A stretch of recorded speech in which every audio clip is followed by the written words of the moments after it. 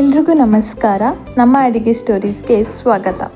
ಇವತ್ತಿನ ವಿಡಿಯೋದಲ್ಲಿ grapes ಜ್ಯೂಸ್ನ simple ಆಗಿ ಯಾವ ರೀತಿಯಲ್ಲಿ ಮಾಡೋದು ಅಂತ ನೋಡೋಣ. ಮೊದಲಿಗೆ ಒಂದು ಮಿಕ್ಸಿ ಜಾರ್ಗೆ ಚೆನ್ನಾಗಿ ವಾಶ್ ಮಾಡಿರುವಂಥ ಗ್ರೇಪ್ಸ್ನ ಹಾಕ್ಕೊಳ್ತಾ ಇದ್ದೀನಿ. ನಾನು ಈ ಗ್ರೇಪ್ಸ್ನ ಬೇಕಿಂಗ್ ಸೋಡಾದಲ್ಲಿ ವಾಶ್ ಮಾಡ್ಕೊಂಡಿದ್ದೀನಿ.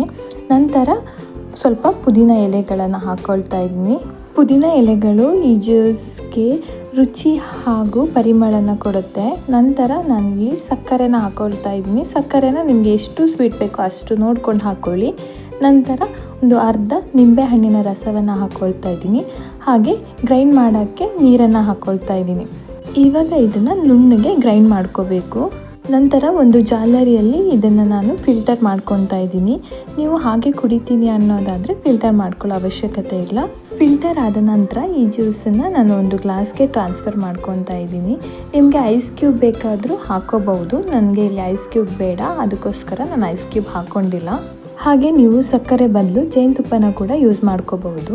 ನೋಡಿ, ತುಂಬಾ ರುಚಿಯಾದಂತಹ ರಿಫ್ರೆಶಿಂಗ್ ಡ್ರಿಂಕ್ ತಯಾರಾಗಿದೆ.